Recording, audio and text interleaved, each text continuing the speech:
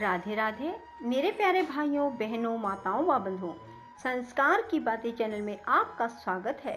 बंधुओं, आज बड़ी अमावस सोमवार का दिन मैं आपको सुना रही हूँ भगवान शिव की कथा।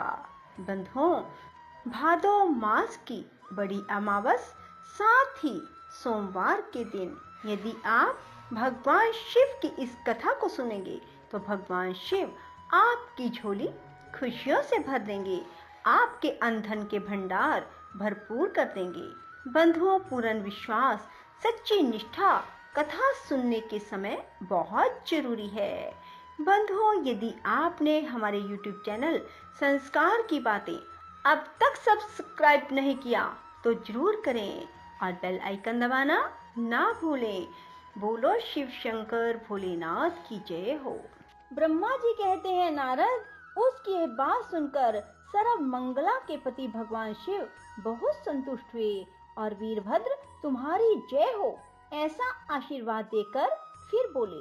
महेश्वर ने कहा, मेरे पार्षदों में श्रेष्ठ वीरभद्र, ब्रह्मा जी का पुत्र दक्ष बड़ा दुष्ट है। उस मूर्ख को बड़ा घमंड हो गया है, अतः इन दिनों वह विशेष रूप से मेरा विरोध करने लगा है। दक्ष इस समय एक यज्ञ करने के लिए उद्यत हैं। तुम याग परिवार सहित उस यज्ञ को भस्म करके फिर शीघ्र मेरे स्थान पर लौट आओ। यदि देवता, गंधर्व, यक्ष अन्य कोई तुम्हारा सामना करने के लिए उद्यत हो तो उन्हें भी आज ही शीघ्र और सहसा भस्म कर डालना। दधीच की दिलाई हुई मेरी शपथ का उल्लंघन करके जो देवता आदि वहां ठहरे हुए हैं उन्हें तुम निश्चय ही प्रयत्न पूर्वक जलाकर भस्म कर देना। जो मेरी शपथ का उल्लंघन करके गर्व युक्त हो वहां ठहरे हुए हैं वे सब के सब मेरे द्रोही हैं, अतः उन्हें अग्निमयी माया से जला डालो। दक्ष की यज्ञशाला में जो अपनी पत्नियों और सारभूत उपकरणों के साथ बैठे हों उन सबको जलाकर भस्म कर देने के पश्चात फिर शीघ्र लौट आना। तुम्हारे वहां जाने पर विश्वदेव आदि देवगण भी यदि सामने आ तुम्हारी सादर स्तुति करें तो भी तुम उन्हें शीघ्र आग की ज्वाला से जलाकर छोड़ना। वीर, वहां दक्ष आदि सब लोगों को पत्नी और बंधु बांधवों सहित जलाकर जल को लीला पूर्वक पी जाना। ब्रह्मा जी कहते हैं, नारद, जो वैदिक मर्यादा के पालक, काल के भी शत्रु तथा सबके ईश्वर हैं, वे भगवान रुद्र रोष से लाल आंखें किए महावीर वीरभद्र से ऐसा कहकर चुप हो गए। ब्रह्मा जी कहते हैं, नारद, महेश्वर के इन वचनों को आदर पूर्वक सुनकर वीरभद्र बड़ा संतुष्ट हुआ। उन्होंने महेश्वर को प्रणाम किया। इसके बाद उन देवादिदेव शूली की उपयुक्त आज्ञा को शिरोधार्य करके वीरभद्र वहां से शीघ्र ही दक्ष के यज्ञ मंडप की ओर चले। भगवान शिव ने केवल शोभा के लिए उनके साथ करोड़ों महावीर गणों को भेज दिया जो प्रलय अग्नि के समान तेजस्वी थे। वे कौतूहलकारी प्रबल वीर प्रमथगण वीरभद्र के आगे और पीछे चल रहे थे।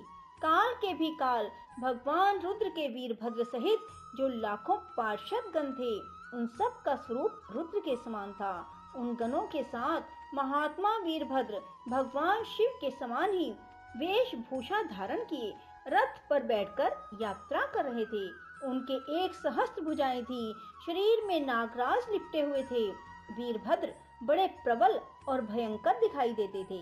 उनका रथ बहुत ही विशाल था, उसमें 10,000 सिंह जोते जाते थे जो प्रयत्न पूर्वक उस रथ को खींचते थे।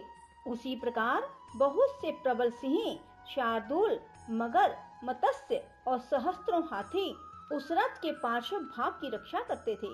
काली, कात्यायनी, ईशानी, चामुंडा, मुंडमर्दनी, भद्रकाली, भद्रा, त्वरिता और वैष्णवी इन नव दुर्गाओं के साथ तथा समस्त भूत गणों के साथ महाकाली दक्ष का विनाश करने के लिए चली। डाकिनी, शाकिनी, भूत, प्रमथ, गुहक, कुष्मांड, परपट, चटक, ब्रह्म राक्षस, भैरव, क्षेत्रपाल आदि ये सभी वीर भगवान शिव की आज्ञा का पालन एवं दक्ष के यज्ञ का विनाश करने के लिए तुरंत चल दिए।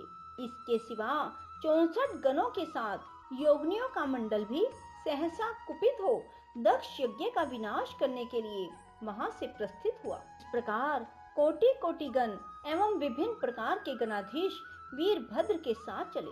उस समय भेड़ियों की गंभीर ध्वनि होने लगी। नाना प्रकार के शब्द करने वाले शंख बज उठे। भिन्न भिन्न प्रकार की सींगें बजने लगी। महामुने सेना सहित वीरभद्र की यात्रा के समय वहां बहुत से सुखद शगुन होने लगे। इस प्रकार जब प्रमथ गणों सहित वीरभद्र ने प्रस्थान किया, तब उधर दक्ष तथा देवताओं को बहुत से अशुभ लक्षण दिखाई देने लगे। देवऋषि यज्ञ विध्वंस की सूचना देने वाले त्रिविध उत्पात प्रकट होने लगे। दक्ष की बाईं आंख, बाईं भुजा और बाईं जांघ फटकने लगी। तात वाम अंगों का वह फटकना सर्वथा अशुभ सूचक था और नाना प्रकार के कष्ट मिलने की सूचना दे रहा था। उस समय दक्ष की यज्ञशाला में धरती डोलने लगी। दक्ष को दोपहर के समय दिन में ही अद्भुत तारे दिखने लगे। दिशाएं मलिन हो गई। सूर्यमंडल चितकबरा दिखने लगा। उस पर हजारों घेरे पड़ गए, जिससे वह भयंकर जान पड़ता था। बिजली और अग्नि के समान दीप्तिमान तारे टूट टूट कर गिरने लगे और भी बहुत से भयानक अपशगुन होने लगे। इसी बीच में वहां आकाशवाणी प्रकट हुई, जो संपूर्ण देवताओं और विशेषतः दक्ष को अपनी बात सुनाने लगी। भगवान हर की ओर से आज तुझे महान दुख प्राप्त होगा, जो किसी तरह टल नहीं सकता। अब यहाँ तेरा हाहाकार भी सुनाई नहीं देगा। जो मूढ़ देवता आदि तेरे यज्ञ में स्थित हैं, उनको भी महान दुख होगा, इसमें संशय नहीं है। ब्रह्मा जी कहते हैं, मुने, आकाशवाणी की यह बात सुनकर और पूर्वक अशुभ सूचक लक्षणों को देखकर दक्ष तथा दूसरे देवता आदि को भी अत्यंत भय प्राप्त हुआ। उस समय दक्ष मन ही मन अत्यंत व्याकुल हो कांपने लगे और अपने प्रभु लक्ष्मीपति भगवान विष्णु की शरण में गए। वे भय से अधीर हो बेसुध हो रहे थे।